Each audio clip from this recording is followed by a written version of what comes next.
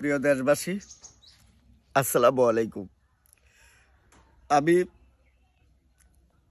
জীবনে কঠিন একটা ভুল করে ফেলেছি। যে ভুলটা করার সময় বুঝতে পারি নাই, কিন্তু আজকে জুম্মার নামাজে যখন মসজিদে নামাজ পড়তে গেলাম, আর হুজুর যখন বয়ান করলো, বয়ানের পরে আমার ভুল ভেঙে গেছে। আমি আমি দেশে এবং দেশের বাইরে যে যেখানে আছেন, আমি প্রত্যেকের কাছে ক্ষমা প্রার্থী, ক্ষমা চাই। কারণ মানুষ মাত্রায় ভুল আছে, আমিও ভুল করেছি। আমি একটা বাজারের ভিডিও বানাইছিলাম, আপনারা অনেকেই দেখেছেন, কিন্তু আমি বুঝতে পারি নাই যে ভিডিওটা এতটা মুসলমানের জন্য খুব ক্ষতির জিনিস।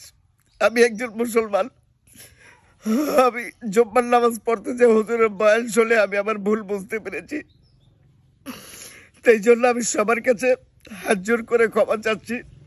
দয়া করে সবাই আমাকে মাফ করে দিবেন। আমি যতদিন থাকি আর কখনো এরকম ভিডিও বানাবো না। কারণ যদি বাজারে কিছু চাওয়া যাইতো, কিছু পাওয়া যাইতো, বাজারে জিয়ারত করা যাইতো, ওখানে সাজদা দেওয়া যাইতো, তাহলে আমাদের প্রিয় নবী হযরত সাল্লাল্লাহু আলাইহি সাল্লাম ওনার রওজায় কিন্তু কোনো সাজদা দেওয়া নিষেধ, ওনার রওজায় ভক্তি দেওয়া নিষেধ। তো ওখানে আগে হইতো, কারণ অনেক নবী পৃথিবী ত্যাগ করছেন, কারো ওখানে সাজদা দেওয়ার কোনো নিয়ম নাই কারো কবরে। এই জন্য আমি ভুল করেছি। হুজুরের বয়ান শোনার পরে আমি অনুতপ্ত, আমি আমার ভুল বুঝতে পেরেছি।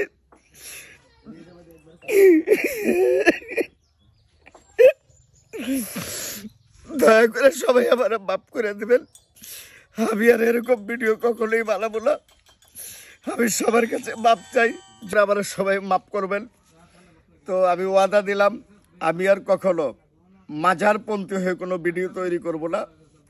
আমি নিজেও কিন্তু কোনো মাজারের লোক না, কিন্তু আমি হয়তো ভাবছিলাম যে মাজারগুলো ভাঙ্গা হচ্ছে, এটা মনে হয় খারাপ জিনিস, কিন্তু এটা ভাইবে আমি ভিডিও বানাইছি। কিন্তু এখন দেখি যে মাজার ভাঙ্গাটাই সঠিক। তো আপনারা যে যেখানে মাজার আছে, মাজার ভেঙে যদি ওখানে মাদ্রাসা তৈরি করেন, তাহলে আমাদের মুসলমানের জন্য, ইসলামের জন্য অনেকটা ভালো। তো হুজুর এই ধরনের বয়ান করে আমাকে শোনাইলো। তা আমি হুজুরের বয়ানে খুব সন্তুষ্ট এবং আমি আমার ভুল বুঝতে পেরেছি। আপনারা দয়া করে আমাকে মাফ করবেন। আর আরেকটা বিষয় হলো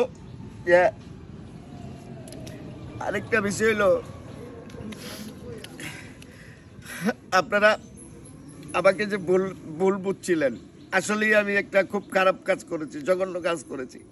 কারণ আমি মাজারের পক্ষে কেন কথা বলবো? আমি একজন মুসলমান ঘরের সন্তান। আমি বলতে পারবো না ভাই। তো আমি সবার কাছে মাপ চাই, দয়া করে আমাকে মাফ করে দিবেন। আর বাজার ছেড়ে যেখানে যেখানে ভাঙ্গা হয়েছে, ওখানে মাদ্রাসা তৈরি করেন, এতিমখানা তৈরি করেন। আমি প্রয়োজনে যতটা পারি গরিব হিসাবে আমি সাহায্য করব, যদি কোনো অর্থের প্রয়োজন হয়।